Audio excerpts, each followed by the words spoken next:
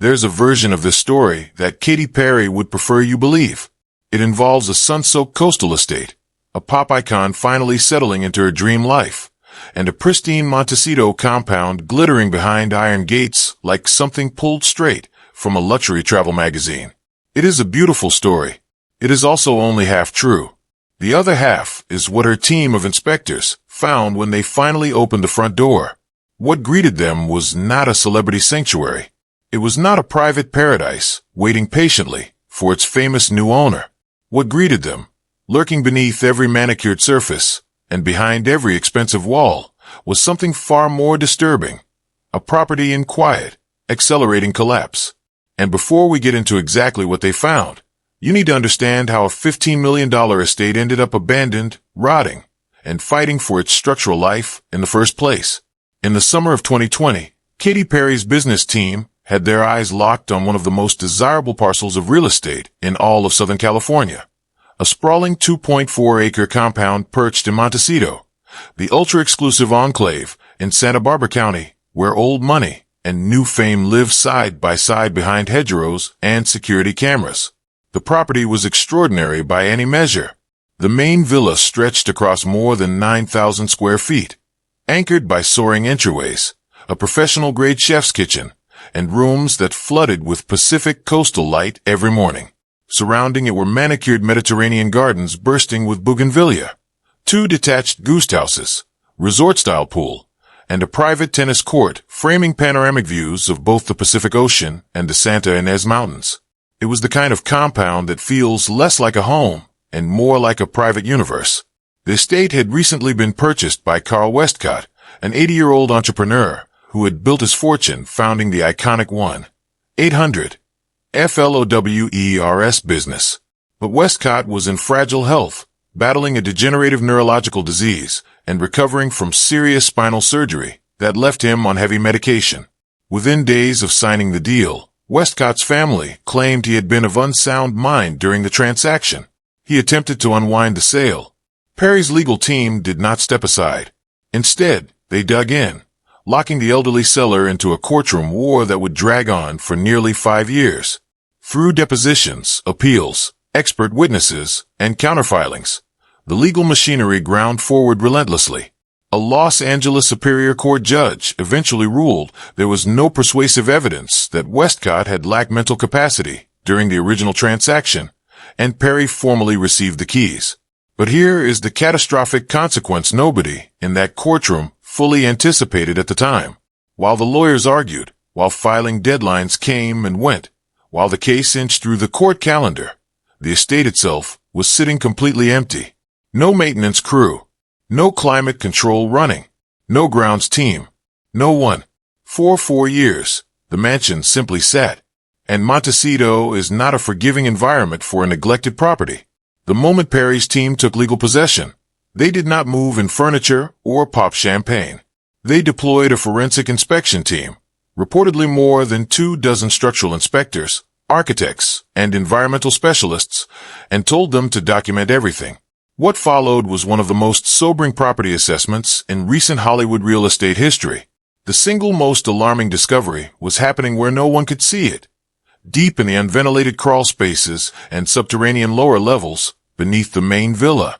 Montecito sits in a coastal microclimate where humidity is relentless, seasonal rains are heavy, and underground moisture never truly disappears.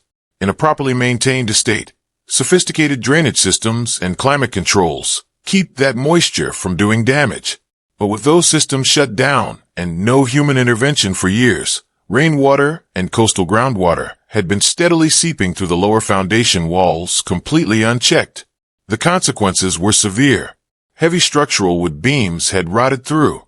Sections of the concrete foundation had been compromised. And in the dark, stagnant, saturated air of the sealed lower levels, a massive colony of toxic mold had taken hold. The interior air quality, in a home worth tens of millions of dollars, had been rendered genuinely dangerous. Before anyone could safely spend a night inside, the remediation team would have to strip the affected areas down to bare studs and essentially rebuild from scratch. The cost alone ran into 7 figures. Step outside and the disaster continued at a different scale. Somewhere during the years of abandonment, one of the estate's large mature trees had failed catastrophically. Montecito's combination of saturated coastal soil and frequent high winds is brutal on older trees, without a grounds crew to monitor and brace them. This one simply gave way, and when it came down, it took out sections of decorative perimeter fencing, crushed custom landscape architecture that had taken years to cultivate, and completely blocked the main interior pathways of the property. The fallen timber sat decomposing in the open, inviting pests and transforming a premier estate garden into something closer to a hazardous debris field. Industrial equipment was required just to clear it. The mechanical systems told the same story. Luxury estates at this level are not passive structures. They are complex, constantly operating ecosystems of technology. Industrial HVAC units, automated air filtration systems, smart home infrastructure, high-end plumbing with precision-engineered seals. All of it requires continuous operation and regular maintenance to stay functional. Left completely idle for 4 years in a salty, humid coastal environment, these systems had deteriorated badly. Expensive custom drywall had warped. High-end metal fixtures had oxidized. Plumbing seals had degraded and begun leaking internally. The craftsmanship that made the home remarkable in 2020 had been quietly erased by nothing more than time and neglect. Then came the mud. Montecito is famous in California not just for its wealth, but for its geological vulnerability. The hillsides above the town send rivers of mud and rocky silt cascading down during heavy storm cycles, and the region has suffered catastrophic debris flows in recent years. For an occupied estate, an army of drainage infrastructure, catch basins, French drains, daily grounds crew, keeps the runoff managed. For an abandoned one, there is nothing standing between the hillside and the property. During the years the estate sat empty, seasonal storms repeatedly breached its defenses. Thick layers of mud and silt pooled against the external walls of the goose houses, buried outdoor terraces, and choked the estate's specialized drainage network completely. The inspectors found an outdoor environment that had, in places, been effectively swallowed by the surrounding landscape. Excavating it required heavy machinery and days of labor. What Perry's legal team did next was, depending on your perspective, either strategically brilliant or breathtakingly aggressive. They turned around and sued the seller's estate for $5 million. Their argument was straightforward. Because the litigation had locked Perry out of the property for 4 years, she had suffered approximately $3.5 million in lost potential rental income and required an additional $1.3 million to repair the damage discovered during the forensic inspection. Every photograph of rotting beams, every air quality report documenting the mold, every estimate for excavating mud from the terraces became evidence in a damages case against the family of the man she had just spent 5 years fighting. The public reaction was fierce. Westcott's family called it entitled behavior from a celebrity who had shown no empathy for a sick and aging veteran. Commentators across the internet debated where the line falls between legal rights and moral responsibility. Perry eventually testified via video call, and the deposition produced a revelation that genuinely shocked observers. The pop star admitted under cross-examination that she had not personally contributed $1 to the original purchase. The estate had been acquired through a corporate entity, and the legal title holder was her longtime partner, the actor Orlando Bloom. When pressed on why she had put a dying man's family through years of litigation, Perry's answer was a single word: justice. The judge's final ruling landed late, in 2025. The court awarded Perry $1.84 million, substantially less than the $5 million her team had sought, but a legal victory nonetheless. In a final financial twist, that payment is not coming from a family's pocket directly. It is being deducted from the remaining balance Perry's team still owes toward the original purchase price, meaning the money flows in a circle back into the transaction that started the entire war. This would be a contained story if Montecito were an isolated incident. It is not. Years before the Santa Barbara fight, Perry's real estate ambitions set off an equally dramatic conflict in the historic Los Feliz neighborhood of Los Angeles. A hilltop convent owned by a small order of elderly Catholic nuns, purchased by the sisters themselves back in 1972 and occupied for decades, had caught the attention of the Archdiocese of Los Angeles, which sought to sell the property to cover institutional debts. Their buyer of choice was Katy Perry. The nuns refused, scandalized by the pop star's public image and outraged that their sacred home was being sold without their consent.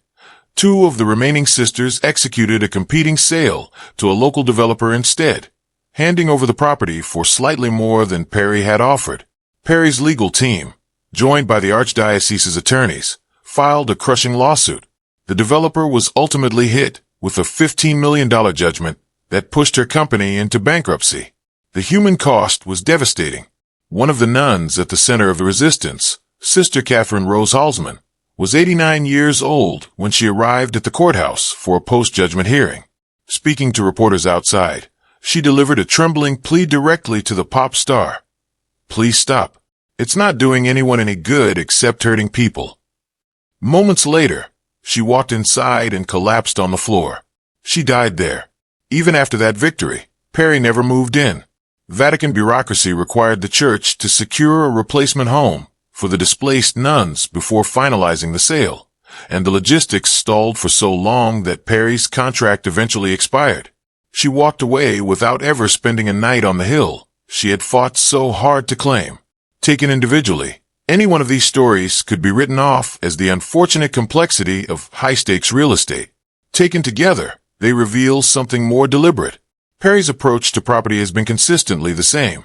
Identify something she wants, deploy formidable legal resources to obtain it, pursue the objective with absolute persistence regardless of the human cost on the other side, and ultimately move on when the wind shifts, leaving behind bankrupt developers, broken families, aging nuns, and abandoned mansions while she turns her gaze toward the next target.